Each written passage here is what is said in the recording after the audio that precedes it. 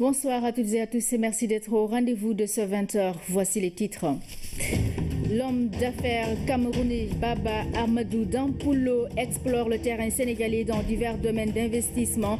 À la tête d'une forte délégation d'investisseurs, il a été reçu par le chef de l'État qui l'a fait commandeur dans l'Ordre national du Lion. Plus de soucis pour ceux qui ne pourront plus retirer leur carte biométrique à temps. Il suffira de se munir d'un document administratif d'identification pour voter dimanche. Le Conseil constitutionnel y est favorable. Explications sur les documents valables dans cette édition. Nous vous dirons également comment seront répartis les 165 sièges à pourvoir pour la prochaine législature. Le Sénégal, à l'heure des zones économiques spéciales, ces plateformes qui offrent de nombreuses commodités et plus d'avantages fiscaux sont en train d'être implantées un peu partout dans le pays. Leurs enjeux et perspectives font l'objet de la rubrique économie de ce jeudi. Mesdames, Messieurs, bienvenue dans ce journal. Je le disais en titre, le président de la République a reçu en audience l'homme d'affaires camerounais Baba Ahmadou Dampoullo. Une visite au Sénégal avec une forte délégation d'investisseurs qui veulent donc saisir les opportunités d'affaires au Sénégal dans différents secteurs. Les opérateurs économiques enthousiastes et qui saluent donc la stabilité du Sénégal. Nous écoutons à ce propos Dampoullo au micro de Aboubakry Kane. On a parlé beaucoup d'opportunités ici qu'on peut regarder. Nous sommes investisseurs. Il a ordonné que nous montrions beaucoup de choses si on peut voir quelque chose qui peut nous intéresser. Alors le Sénégal, c'est un pays d'opportunités. D'abord, il y a la paix. Ce que l'investisseur veut dans la vie, c'est la paix. S'il n'y a pas la paix, il n'y a pas l'investissement. Alors nous, on a trouvé ici que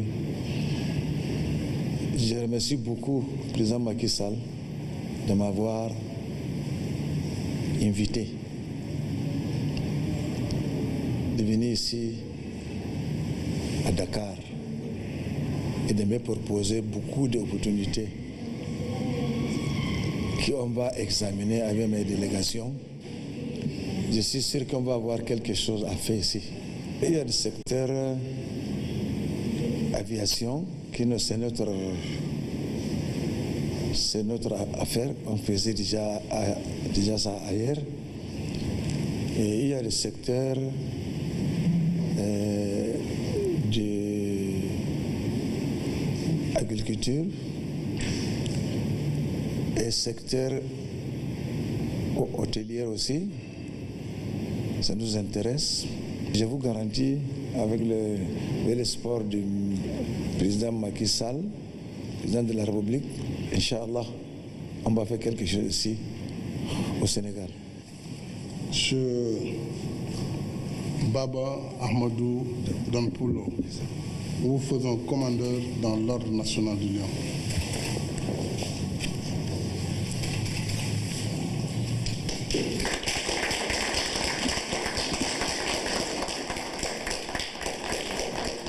Ça m'a surpris avec toute ma délégation. Cet honneur, je ne sais pas comment je vais l'examiner, je vais l'évaluer. Je le disais également en titre, les électeurs qui n'ont pas pu retirer leur carte biométrique pourront voter ce dimanche. Ils doivent juste présenter des documents administratifs pour leur identification. C'est ce qui ressort de l'avis du Conseil constitutionnel saisi par le chef de l'État. Explication Rougui Atouba. Garanti par la loi fondamentale, l'exercice du droit de vote est préservé par le Conseil constitutionnel. Il autorise le vote avec un document autre que la carte d'identité biométrique CEDEAO qui fait office de carte d'électeur. Ainsi, les citoyens inscrits sur les listes électorales et n'ayant pas retiré leur carte d'identité peuvent voter sur présentation du récépissé d'inscription accompagné d'un document permettant de les identifier. Il s'agit de la carte d'identité nationale numérisée, de la carte d'électeur numérisée ou du passeport. La décision du Conseil constitutionnel est motivée par les inscriptions massives et les lenteurs et dysfonctionnements dans la distribution des cartes biométriques. Il avait été saisi par le président de la République en début de semaine. Je vous fais lecture de ce communiqué relatif justement à ces documents de vote. Le ministre donc de l'Intérieur et de la Sécurité publique porte à la connaissance des citoyens que le Conseil constitutionnel a, par décision numéro 8/2017 du 26 juillet 2017, indiqué qu'il est d'avis qu'à titre exceptionnel pour les élections législatives prévues le 30 juillet 2017, l'électeur n'ayant pu retirer sa carte d'identité CEDEAO faisant office de carte d'électeur, mais dont l'inscription sur les listes électorales est vérifiée, peut voter sur présentation de son récépissé d'inscription accompagné de l'un des documents ci-après, dès lors qu'il permet de s'assurer de son identité. La carte d'identité nationale numérisée, la carte d'électeur numérisée, le passeport, un document d'immatriculation pour les primo-inscrits non détenteurs d'un des 3 premiers documents administratifs. Cette décision du Conseil constitutionnel, au terme de l'alinéa 4 de l'article 92 de la Constitution, n'est susceptible d'aucune voie de recours. Elle s'impose au pouvoir public et à toutes les autorités administratives et juridictionnelles. En conséquence, le ministre de l'Intérieur et de la Sécurité publique informe les compatriotes, les responsables des listes en compétition pour les élections législatives du 30 juillet 2017, les membres des bureaux de vote ainsi que les observateurs que toute personne régulièrement inscrite sur les listes électorales est autorisée à voter sur présentation de sa carte biométrique CEDEAO ou bien de son récépissé d'inscription accompagné soit de sa carte d'identité numérisée, soit de sa carte d'électeur numérisée, soit de son passeport. Les électeurs qui se sont donc inscrits pour la première fois et qui ne détiennent pas l'un des documents évoqués ci-dessus peuvent voter sur présentation de leur récépissé accompagné d'un document d'immatriculation délivré par les services du ministère de l'Intérieur et de la Sécurité publique permettant de les identifier. C'est donc un communiqué du ministère de l'Intérieur et de la Sécurité publique. Toujours dans le cadre de ces législatives, voyons à présent le plan de répartition des 165 sièges à pourvoir pour la prochaine législature. L'une des particularités sera l'élection de 8 députés de la diaspora. Explication Oureyam. Sur les 165 députés qui seront choisis, les 105 seront issus du scrutin majoritaire à un seul tour. La liste qui arrive en tête rafle la mise. Chaque département a au moins un député et pour chaque 250 000 électeurs supplémentaires, le département gagne un député de plus tout en sachant que le plancher est d'1 député et le plafond est de 7 comme pour Dakar ou 6 comme pour Pikine. Les 15 députés de la diaspora, eux, seront choisis à travers les 8 départements de l'extérieur qui ont entre 1 et 3 députés par département à l'étranger. La compétition ainsi organisée fait que le vainqueur remporte toute la mise au plan départemental. Pour ce qui est du scrutin proportionnel, les 60 députés seront choisis sur la liste proportionnelle comme stipulé par l'article 144 du Code électoral.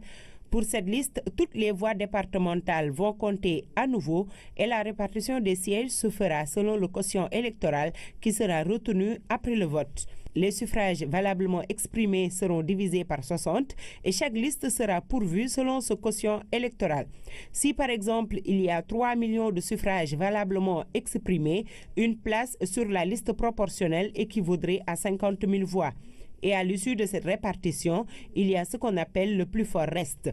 Le plus fort reste, c'est ce qui va être octroyé aux listes qui se rapprocheraient le plus du quotient électoral jusqu'à l'épuisement total des 60 sièges destinés à la liste proportionnelle. Ce petit rectificatif, il s'agit donc de 15 députés pour la diaspora. Des précisions dans ce sujet de Oureyam. Et puis le Fonds de solidarité africain a organisé son assemblée générale. Il s'agit de la 8e session ordinaire du genre. À l'ordre du jour, la situation financière de l'institution et le paiement des cotisations des membres ont été soulevés. D'autres pays devant intégrer le FSA donc y ont également participé. Compte rendu Ibrahim Ndonga. Les pays membres du Fonds de solidarité africain ont honoré de leur présence cette assemblée générale. Pour l'occasion, plusieurs questions ont été soulevées dans la croissance des États membres, le respect des engagements des différents pays, entre autres. On se réjouit de constater que les efforts qui sont consentis, et surtout sur la base des dernières recommandations de la 7e session ordinaire, qui demandaient aux pays de renforcer cette institution en étant à jour des cotisations attendues, mais surtout en renforçant le fonds de bonification, le fonds spécial de bonification. Cette institution est également un élément mobilisateur de l'épargne intérieure, qui permet de financer aussi bien nos économies, nos États, que les entreprises publiques et privées du continent.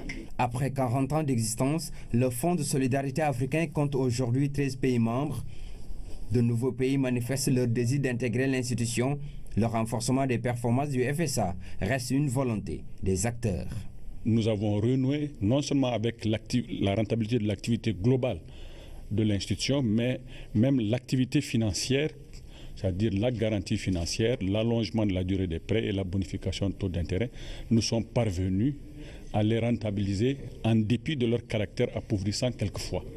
Pour la réalisation de ces objectifs, le Fonds de solidarité africain invite les pays membres à respecter leurs cotisations. Par rapport aux engagements des États, aujourd'hui nous sommes presque à 22,4 milliards de francs CFA. Et vous l'avez noté aussi tout à l'heure, le Sénégal a pris l'engagement d'apurer en ce qui le concerne sa situation d'ici à fin octobre 2017 avec la loi de finances rectificative. Et déjà nous avons posé un acte important, un jalon, en libérant 500 millions qui seront un élément qui va réduire, disons, ce que notre situation a apuré. Le Fonds de solidarité africain a été créé le 21 décembre 1976 à Paris. L'ambition du fonds est d'élargir son périmètre institutionnel et géographique. Et puis la mise en œuvre du programme de modernisation des villes Promoville se poursuit d'un coût de 280 milliards de francs CFA. Les projets permettent de réaliser plusieurs ouvrages entre 2016 et 2025. Aux Parcelles Assainies, les travaux sont en cours. Un reportage à Wendiaï. Le développement de toutes les localités du Sénégal est l'objectif du gouvernement. Les villes sont particulièrement caractérisées par un déficit important en infrastructures, surtout routières. À l'unité 22 des Parcelles Assainies, le programme de modernisation des villes, Promoville, va permettre d'améliorer le cadre de vie des populations. C'est un ambitieux programme qu'a initié l'État du Sénégal et qui est inscrit en date l'une dans le référentiel Plan Sénégal émergent. Ça concerne globalement 4 axes. Le premier, c'est renforcer le cadre de vie des populations au niveau des villes traversées. Il y a aussi l'amélioration de la sécurité à travers l'éclairage public. Il y a aussi lutter contre les inondations à travers l'aménagement de caniveaux globalement pour les eaux pluviales. Et le dernier volet concerne aussi le bien-être des populations. La réalisation de voiries, l'assainissement, l'éclairage public sont les points essentiels. Nous avons 2 composantes. Il y a une composante de voiries nouvelles qui seront faites en pavé d'un linéaire de 9 km et une composante de voiries en béton bitumineux qui sont des voiries déjà existantes qu'on va retaper et remettre à niveau avec un système d'assainissement en béton bitumineux d'un linéaire de 6 km, ce qui va faire au total 15 km pour la composante voirie Promoville dans les Parcelles Assainies. Satisfaction des populations. Je suis très contente de voir ces travaux à l'unité 22. Ici, il y a beaucoup de sable. Les travaux vont embellir les rues. Il n'y aura plus de sable et les eaux stagnantes seront de vieux souvenirs. C'est vraiment un bonheur. Les travaux sont en cours sur les unités 22 et 18 des Parcelles Assainies. Promoville a prévu de réaliser 9 km de route en pavé à l'intérieur des quartiers situés sur la route des Niayes. Pour prendre en charge les difficultés liées aux inondations, le projet va couvrir plusieurs quartiers des Parcelles Assainies. Toujours dans la dynamique de moderniser les villes, le projet Ville durable pour le Sénégal a été lancé officiellement ce jeudi, financé à hauteur de 5,7 milliards de francs CFA. Ce projet vise à améliorer la capacité de planification et de mise en œuvre de pratiques de gestion durable des villes. Pape Kolingom nous en dit un peu plus. Les questions d'environnement et de changement climatique constituent des préoccupations majeures pour les pays africains. Notre pays, le Sénégal, à travers le projet Ville durable, s'engage à trouver des solutions à la situation. Le projet Ville durable, il constitue une véritable opportunité pour notre pays pour renforcer ses capacités de planification et de gestion durable de nos villes dans une approche impliquant les différentes catégories d'acteurs concernés, notamment l'État, les collectivités territoriales, le secteur privé, les partenaires techniques et financiers, la société civile, etc. Aujourd'hui, c'est toute la pertinence que nous retrouvons ici avec ce projet pilote qui concerne deux villes. La ville de Diamniadio, qui est en gestation, une nouvelle ville, et vous avez vu ce qui est en train d'y être réalisé, et également il y a la ville de Saint-Louis. Donc nous allons y travailler ensemble avec le ministre chargé de l'environnement et du développement durable, pour donc parvenir à faire en sorte que les Sénégalais vivent dans de meilleures conditions. Ce projet financé à hauteur de 5,7 milliards de francs CFA est composé de deux axes majeurs. Une composante mise en œuvre par la Banque mondiale, notamment à travers le projet sur la gestion des eaux pluviales.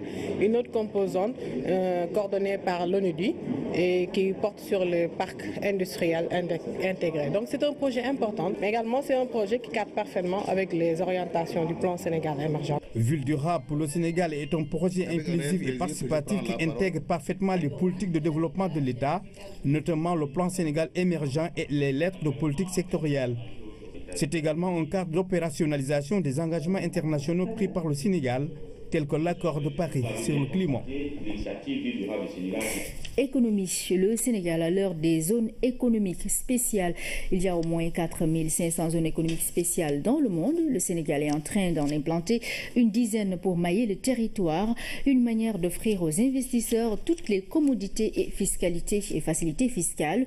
Les zones économiques spéciales, différentes des domaines industriels, seront des plateformes de production à forte intensité de main-d'œuvre. Enjeux et perspectives des zones économiques spéciales. C'est le sujet de la rubrique économie signée Abibou Mbaye.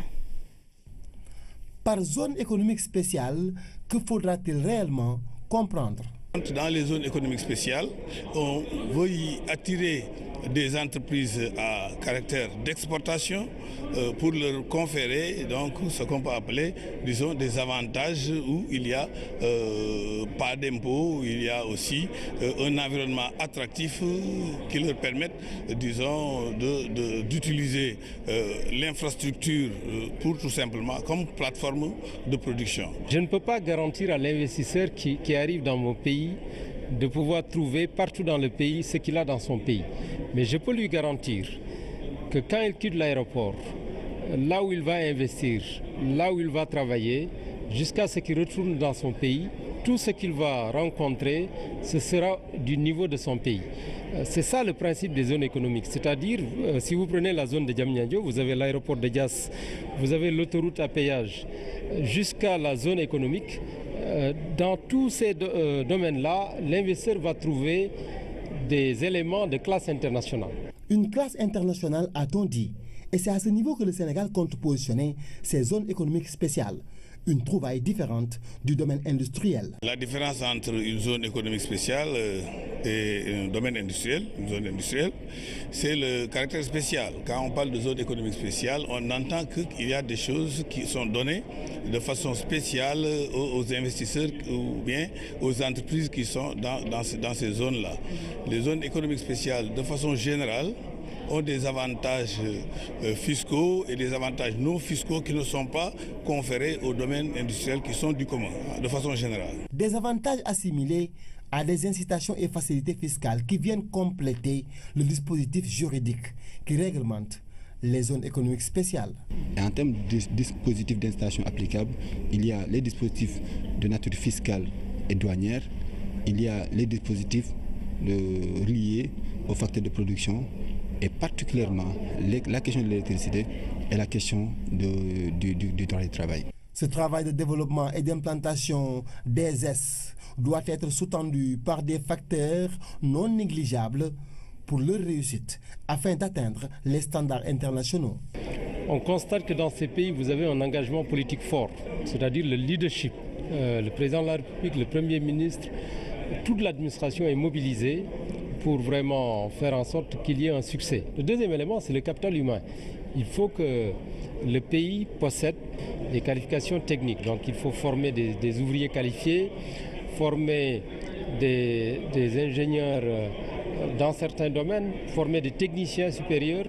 C'est ce travail qu'il faut faire. Troisièmement, il faut des infrastructures. Pas seulement, disons, à Dakar, mais il faut que dans toutes les zones où on pense demain qu'on aura des zones économiques spéciales, pouvoir planifier des investissements d'attrait, mais également être en mesure de faire des infrastructures d'accompagnement. Le quatrième élément, bien évidemment, c'est l'efficacité de l'État. Ça aussi, c'est important. L'accès au marché international aussi est important parce que si vous prenez le Sénégal, pour pouvoir exporter, il faut que le Sénégal ait des facilités d'exportation sur certains marchés. Le Sénégal a pris l'option d'implanter ces zones économiques spéciales en fonction des potentialités des localités de Diass, Diamniadio, Sandiara, Saint-Louis, Casamance, Kaolack, soit une bonne dizaine. Mais d'ores et déjà, on sait de manière globale que les agropoles vont être situés au nord, au sud et au centre par rapport aux différentes problématiques, aux besoins économiques qui existent dans cette zone-là et aussi par rapport au fait qu'il y a des ressources abondantes dans ces zones par rapport aux agropoles. Pour tout ce qui est industriel, les zones vont être situées proches des infrastructures routières, des infrastructures de transport et de communication. En général, elles ne sont jamais éloignées des centres, des mégalopoles pour pouvoir bénéficier aussi du marché attrayant qu'il y a dans ces lieux-là. Pour bénéficier de ces marchés, le Sénégal s'est inspiré des expériences de plusieurs pays qui ont expérimenté les ES. Il y a une foison de zones. Aujourd'hui, dans le monde, on compte à peu près 4500 zones avec une prolifération au niveau de la Chine qui a vraiment réussi ses programmes de zones et qui utilise les zones comme incubateur test pour pouvoir aller à des réformes beaucoup plus globales, telles que vous l'avez vu dans le dernier rapport. L'Éthiopie aussi a entamé des réformes qui sont majeures, qui sont très très fortes, ainsi que l'île Maurice qui bénéficie aujourd'hui d'un retour d'expérience qui lui permet de vendre cette expertise au niveau du Sénégal.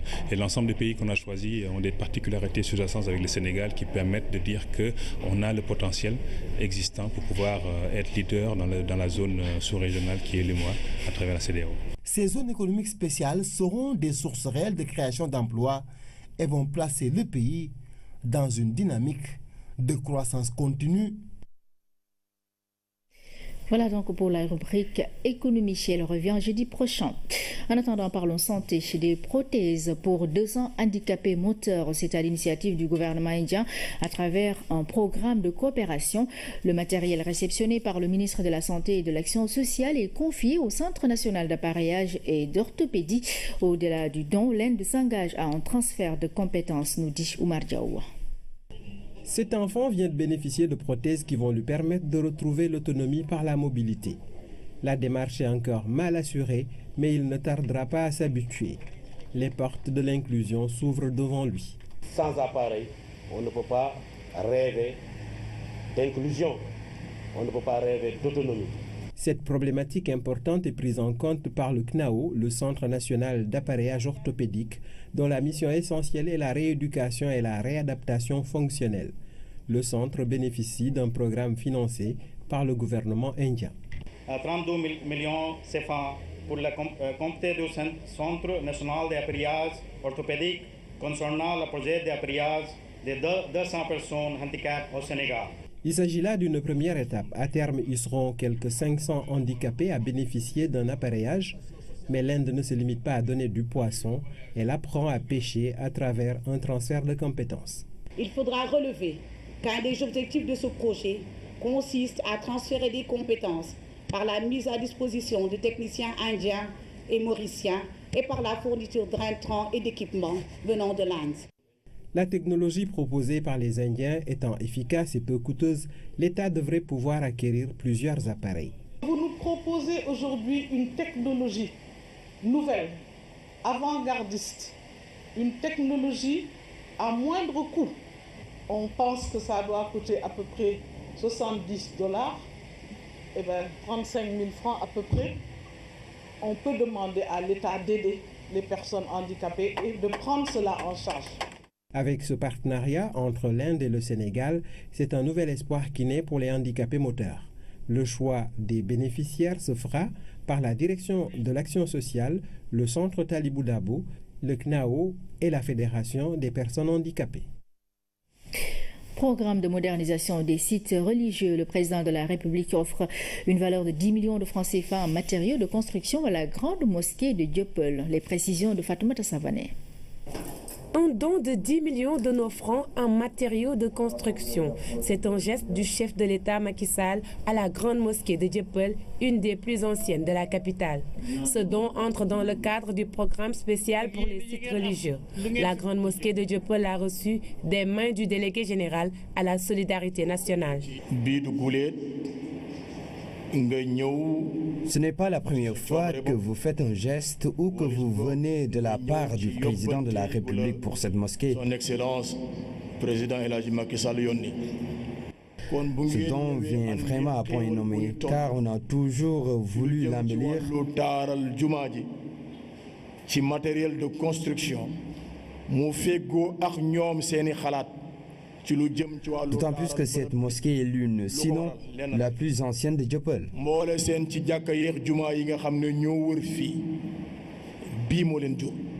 Accompagné d'une délégation et du maire de la commune, Anta Sarr Diako s'est réjoui d'être la missionnaire du président de la République. Nous sommes heureux aujourd'hui de venir remettre cette dotation qui est d'une valeur de 10 millions 10 578 francs CFA. Et cette dotation est composée de ciment, de fer, de carreaux et de sable. Et là, la mosquée avait un projet déjà qui était l'extension de la mosquée où prient les femmes. Et donc, c'est une coïncidence, une belle coïncidence qui fait qu'aujourd'hui, cette extension pourra se faire avec l'appui de son Excellence le Président de la République Macky Sall. Après les grandes villes religieuses du Sénégal, ce programme spécial pour les sites religieux s'attaque à la rénovation et à l'extension des bâtiments cultuels et religieux à travers tout le Sénégal. Et puis la Sonatel et sa fondation ont donc donné aux lauréats du concours général 2017 des appuis. L'opérateur de téléphonie a offert des chèques et des ordinateurs aux meilleurs élèves du Sénégal, le tout pour une valeur de 10 millions de francs CFA. La remise des récompenses est tenue ce jeudi à Dakar. Thierno Diallo.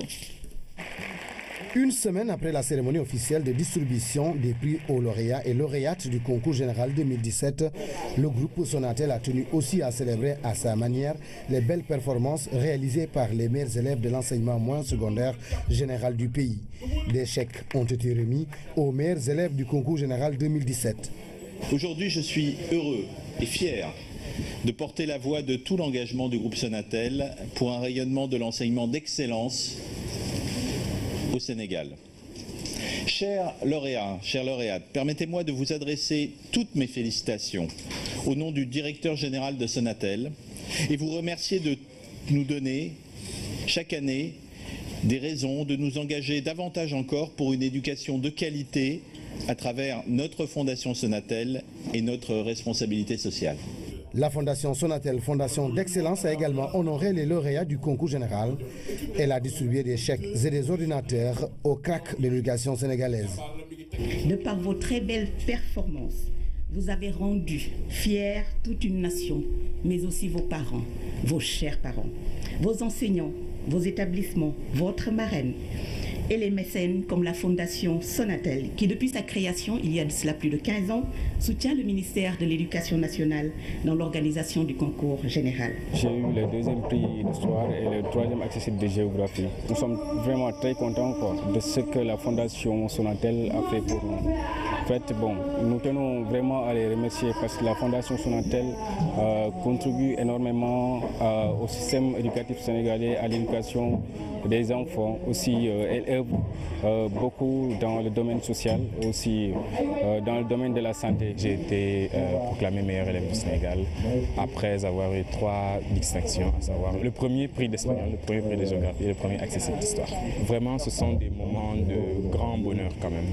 Et surtout, j'aimerais en tout cas remercier la Sonatel pour vraiment ce soutien qu'elle nous adresse à nous tous les lauréats et particulièrement à moi, meilleur élève du Sénégal. La cérémonie organisée par la Fondation Sonatel s'est tenue en présence de la marraine du concours général. Pour certains de ces hommes de lettres, c'est tout mérité de la part d'Aminta Sofal. Aminta mérite franchement les honneurs que le président de la République, M. Macky Sall, lui a accordés pour faire d'elle la marraine du concours général et aussi les honneurs que la Fondation Sonatel lui a accordés aujourd'hui. Partenaire du ministère de l'Éducation nationale, la Fondation Sonatel a remis 5 millions en guise de contribution, une contribution pour les besoins de l'organisation de la cérémonie solennelle du concours général édition 2017. Jeux de la francophonie Abidjan 2017 en athlétisme, le Sénégal a obtenu une médaille d'argent aux 400 mètres et une médaille de bronze aux 400 mètres. Amadou Ndiaye et Ibrahim Mbeng permettent ainsi au Sénégal de décrocher ses premières médailles en athlétisme. Envoyés spéciaux à Abidjan, Blaise Minkilan et Abdoulaziz Ban. Amadou Ndiaye a offert au Sénégal sa première médaille d'argent en athlétisme, malgré quelques difficultés. C'était un peu dur, au départ même pas la course, mais pour ma saison c'était un peu dur, parce que j'étais blessé au début, en plus là je suis venu, j'ai l'expérience de courir le 400 mètres, parce que ça fait des années que je cours le 400 mètres. Amadou Ndiaye, il est constant, je crois qu'il a pris la deuxième place, c'est déjà bien. Il l'a mérité aussi. Je crois que nous, on ne s'attendait pas peut-être au Cap-Verdien, mais vu la performance sur la liste, bon, il mérite sa place. Donc il a aussi fait une bonne performance. Au 400 mètres, le bronze est revenu à Ibrahim Mbeng. Il s'est vraiment déployé pour obtenir le bronze. Ça a été, je peux dire, acceptable parce qu'en 2015, j'ai fait 46,80. Jusqu'à présent, je n'ai pas encore répété mon chrono. Mais je suis content parce que cette année-ci, j'ai roulé en 47 toutes mes courses. Donc ça promet quelque chose pour l'année prochaine. Mbeng a fait une excellente saison. Il a battu son record de la saison, 47-17, hier. Aujourd'hui aussi, il l'a amélioré en faisant 47-10. Et je crois qu'il a fait une excellente saison cette année. Le Sénégal peut espérer d'autres médailles en athlétisme grâce aux athlètes qualifiés en finale du saut en longueur, aux 200 mètres hommes et au relais masculin 4x400. Jeux de la francophonie toujours en basket. Le Sénégal s'est qualifié en demi-finale après sa victoire sur le pays hôte, la Côte d'Ivoire, par 54-46. La forte mobilisation des supporters ivoiriens n'a pas empêché la défaite face à une équipe sénégalaise très organisée. Abdoulaziz Ban que nous retrouvons. Face à la Côte d'Ivoire et devant son public, le Sénégal a su compter sur le 12e Gaïndé pour aborder de la plus belle des manières cette rencontre. Les Lioncelles ont suivi les consignes à la lettre pour venir à bout des Ivoiriennes, 15-10 au premier quart-temps et 25-21 au deuxième. De jouer sur le mental de l'équipe ivoirienne, parce que l'équipe ivoirienne joue chez elle. Il fallait jouer sur le mental de l'équipe ivoirienne, en mettant la pression tout au début. Vous avez vu, on a commencé à les prendre sur la longueur du terrain, tout en mettant la pression de couper des balles et de mettre des paniers faciles. La pression a été forte pour les Sénégalaises qui ont pu la gérer. Elles ont remporté le troisième quart-temps par 43-31 et le quatrième par 54-46. Bon, par rapport au jeu, ce n'est pas difficile.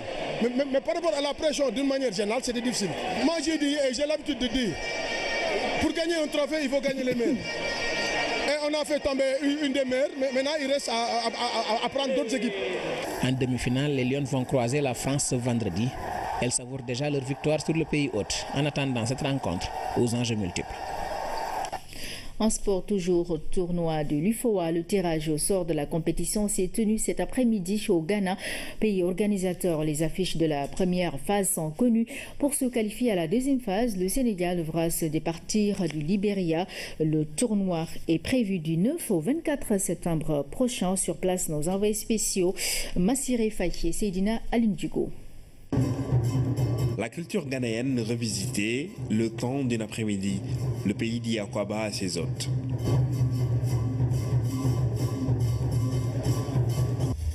Après le tableau de bienvenue, les choses sérieuses pouvaient commencer. Le tirage au sort du tournoi de l'UFOA voit les équipes de la zone être réparties en deux groupes. Le pays organisateur, le Ghana, occupe logiquement la tête du groupe A, le Sénégal étant la première nation de l'UFOA du dernier classement FIFA et tête de série du groupe B. Il fait face au Libéria pour son premier match. Ce sera avant celui inaugural qui opposera le Ghana et la Gambie. Pour le délégué du pays de la Teranga, le tirage est clément. Pour moi, on a fait un bon tirage. D'habitude, l'IFOA concernait les zones. Mais cette fois-ci, on a mis deux zones ensemble, la zone A et la zone B.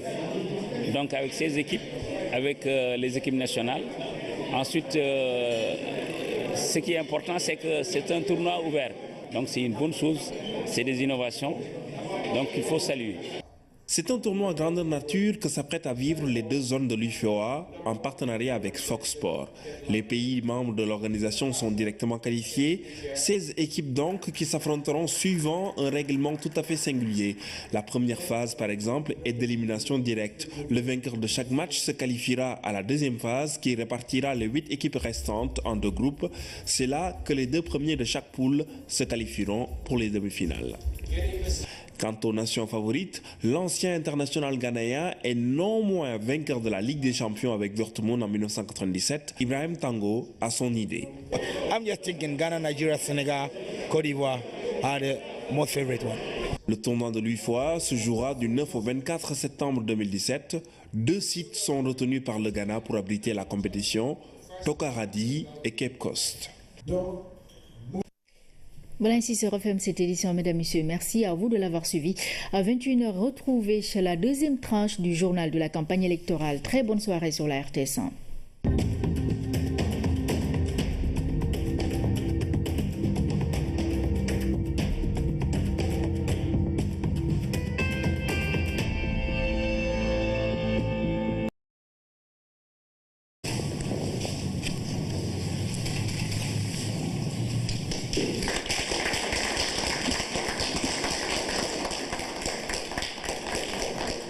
Ça m'a surpris avec toute ma délégation.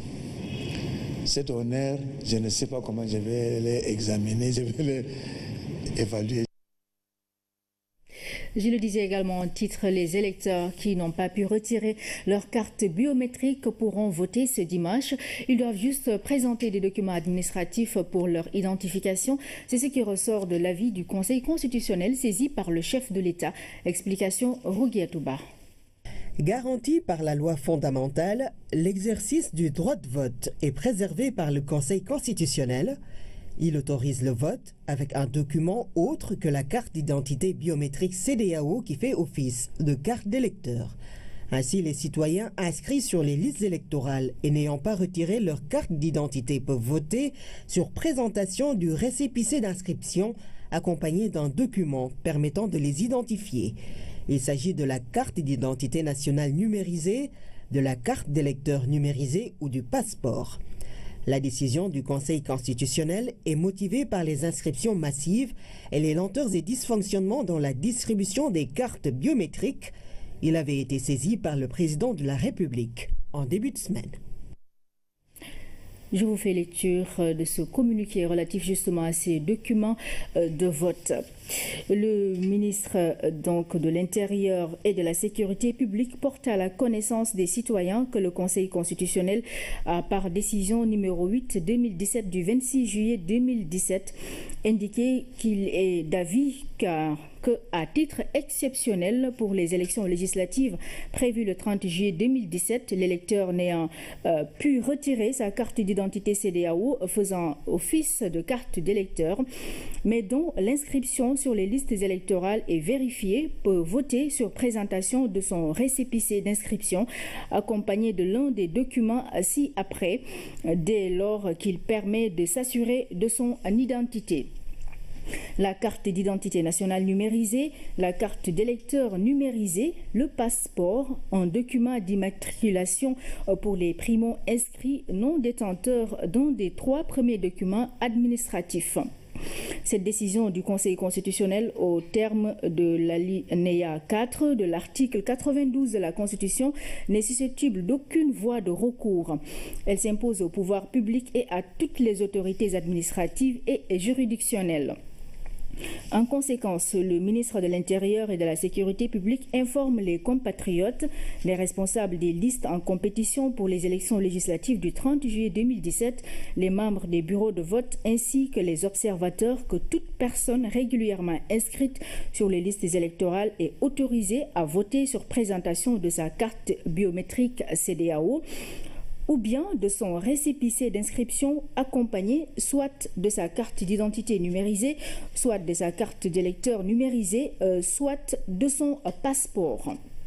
Les électeurs qui se sont donc inscrits pour la première fois et qui ne détiennent pas l'un des documents... L'État africain compte aujourd'hui 13 pays membres.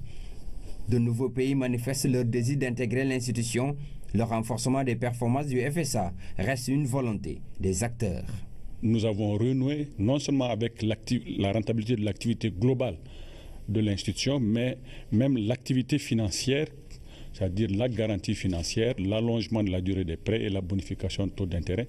Nous sommes parvenus à les rentabiliser en dépit de leur caractère appauvrissant quelquefois. Pour la réalisation de ces objectifs, le Fonds de solidarité africain invite les pays membres à respecter leurs cotisations. Par rapport aux engagements des États, aujourd'hui nous sommes presque à 22 milliards 400 millions de francs CFA. Et vous l'avez noté aussi tout à l'heure, le Sénégal a pris l'engagement d'apurer en ce qui le concerne sa situation d'ici à fin octobre 2017 avec la loi de finances rectificative. Et déjà nous avons posé un acte important, un jalon, en libérant 500 millions qui seront un élément qui va réduire, disons, ce que notre situation a apuré. Le Fonds de solidarité africain a été créé le 21 décembre 1976 à Paris. L'ambition du fonds est d'élargir son périmètre institutionnel et géographique. Et puis la mise en œuvre du programme de modernisation des villes Promoville se poursuit d'un coût de 280 milliards de francs CFA. Les projets permettent de réaliser plusieurs ouvrages entre 2016 et 2025. Aux Parcelles Assainies, les travaux sont en cours. Un reportage à Wendiaï. Le développement de toutes les localités du Sénégal est l'objectif du gouvernement. Les villes sont particulièrement caractérisées par un déficit important en infrastructures, surtout routières. À l'unité 22 des Parcelles Assainies, le programme de modernisation des villes, Promoville, va permettre d'améliorer le cadre de vie des populations. C'est un ambitieux programme qu'a initié l'État du Sénégal et qui est inscrit en date d'une dans le référentiel Plan Sénégal émergent. Ça concerne globalement 4 axes. Le premier, c'est renforcer le cadre de vie des populations au niveau des villes traversées. Il y a aussi l'amélioration de la sécurité à travers l'éclairage public. Il y a aussi lutter contre les inondations à travers l'aménagement de caniveaux globalement pour les eaux pluviales. Et le dernier volet concerne aussi le bien-être des populations. La réalisation de voiries, l'assainissement, l'éclairage public sont les points essentiels. Nous avons 2 composantes. Il y a une composante de voiries nouvelles qui seront faites en pavé d'un linéaire de 9 km et une composante de voiries en béton bitumineux qui sont des voiries déjà existantes qu'on va retaper et remettre à niveau avec un système d'assainissement en béton bitumineux d'un linéaire de 6 km, ce qui va faire au total 15 km pour la composante voirie Promoville dans les Parcelles Assainies. Satisfaction des populations. Je suis très contente de voir ces travaux à l'unité 22. Ici, il y a beaucoup de sable. Les travaux vont embellir les rues. Il n'y aura plus de sable et les eaux stagnantes seront de vieux souvenirs. C'est vraiment un bonheur. Les travaux ci-dessus peuvent voter sur présentation de leur récépissé accompagné d'un document d'immatriculation délivré par les services du ministère de l'Intérieur et de la Sécurité publique permettant de les identifier. C'est donc un communiqué du ministère de l'Intérieur et de la Sécurité publique. Toujours dans le cadre de ces législatives, voyons à présent le plan de répartition des 165 sièges à pourvoir pour la prochaine législature. L'une des particularités sera l'élection de 8 députés de la diaspora. Explication Ourejam. Sur les 165 députés qui seront choisis, les 105 seront issus du scrutin majoritaire à un seul tour. La liste qui arrive en tête rafle la mise. Chaque département a au moins un député et pour chaque 250 000 électeurs supplémentaires, le département gagne un député de plus tout en sachant que le plancher est d'1 député et le plafond est de 7 comme pour Dakar ou 6 comme pour Pikine. Les 15 députés de la diaspora, eux, seront choisis à travers les 8 départements de l'extérieur qui ont entre 1 et 3 députés par département à l'étranger. La compétition ainsi organisée fait que le vainqueur remporte toute la mise au plan départemental. Pour ce qui est du scrutin proportionnel, les 60 députés seront choisis sur la liste proportionnelle comme stipulé par l'article 144 du Code électoral. Pour cette liste, toutes les voix départementales vont compter à nouveau et la répartition des sièges se fera selon le quotient électoral qui sera retenu après le vote. Les suffrages valablement exprimés seront divisés par 60 et chaque liste sera pourvue selon ce quotient électoral. Si par exemple il y a 3 millions de suffrages valablement exprimés, une place sur la liste proportionnelle équivaudrait à 50 000 voix. Et à l'issue de cette répartition, il y a ce qu'on appelle le plus fort reste. Le plus fort reste, c'est ce qui va être octroyé aux listes qui se rapprocheraient le plus du quotient électoral jusqu'à l'épuisement total des 60 sièges destinés à la liste proportionnelle. Ce petit rectificatif, il s'agit donc de 15 députés pour la diaspora. Des précisions dans ce sujet de Oureikam. Et puis le Fonds de solidarité africain a organisé son assemblée générale. Il s'agit de la 8e session ordinaire du genre. À l'ordre du jour, la situation financière de l'institution et le paiement des cotisations des membres ont été soulevés. D'autres pays devant intégrer le FSA donc y ont également participé. Compte rendu Ibrahim Ndonga. Les pays membres du Fonds de solidarité africain ont honoré de leur présence cette assemblée générale. Pour l'occasion, plusieurs questions ont été soulevées dont la croissance des États membres, le respect des engagements des différents pays, entre autres. On se réjouit de constater que les efforts qui sont consentis, et surtout sur la base des dernières recommandations de la 7e session ordinaire, qui demandaient aux pays de renforcer cette institution en mettant à jour des cotisations attendues et surtout en renforçant le fonds de bonification, le fonds spécial de bonification. Cette institution est également un élément mobilisateur de l'épargne intérieure qui permet de financer aussi bien nos économies, nos États, que les entreprises publiques et privées du continent. Après 40 ans d'existence, le Fonds de solidarité...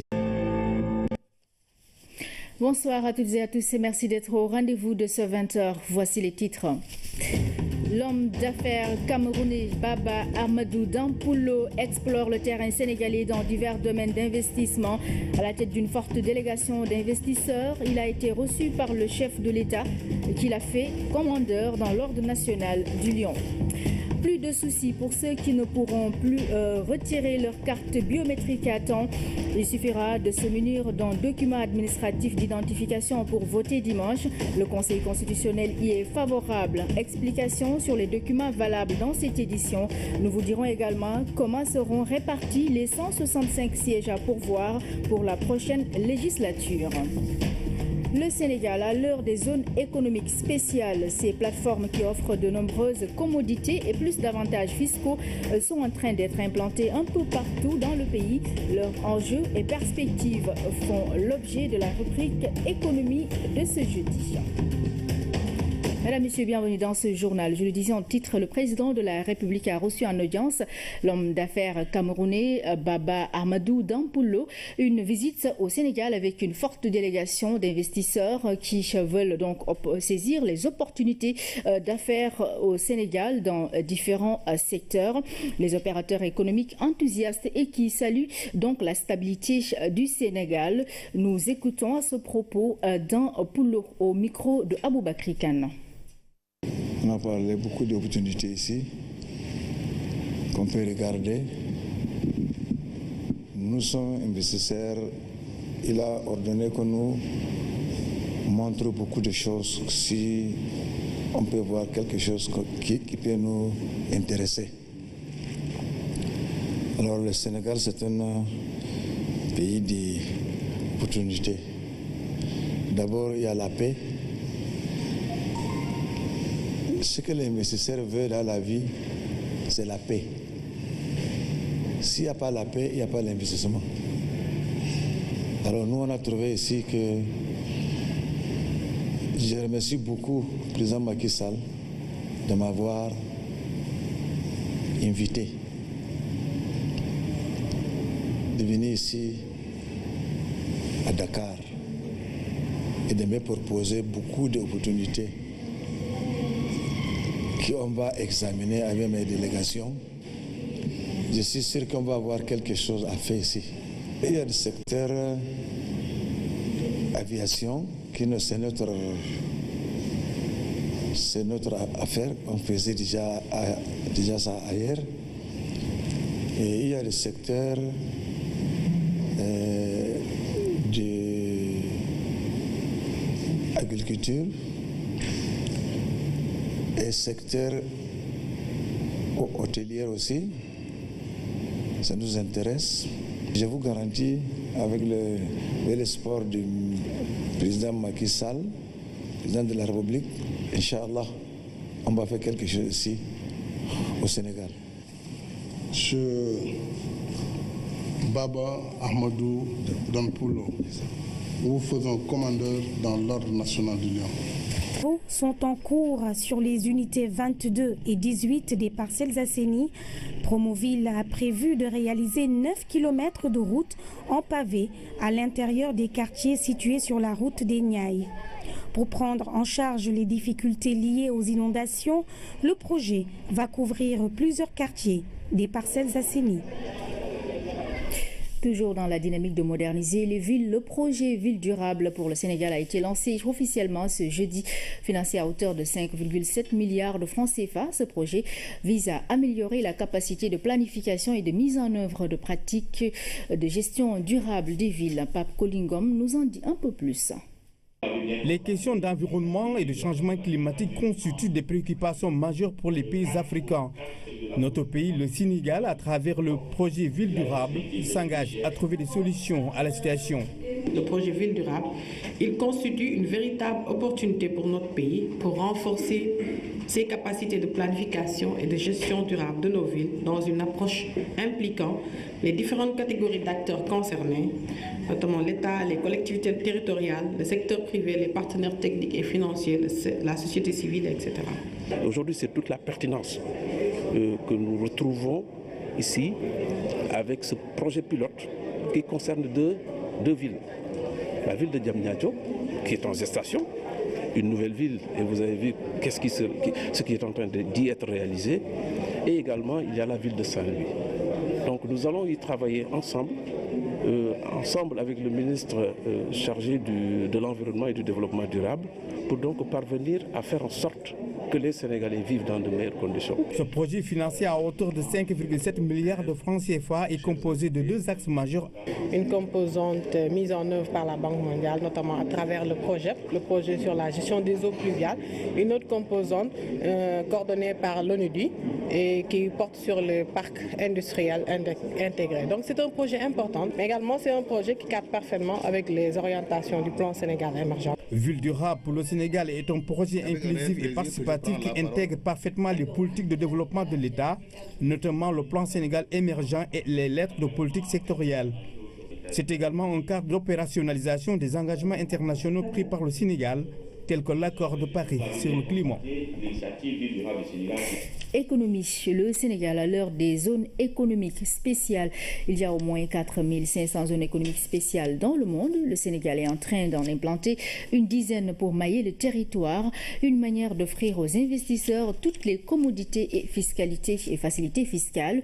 Les zones économiques spéciales, différentes des domaines industriels, seront des plateformes de production à forte intensité de main-d'œuvre. Enjeux et perspectives des zones économiques spéciales. C'est le sujet de la rubrique économie signée Abibou Mbaye. Par zone économique spéciale, que faudra-t-il réellement comprendre?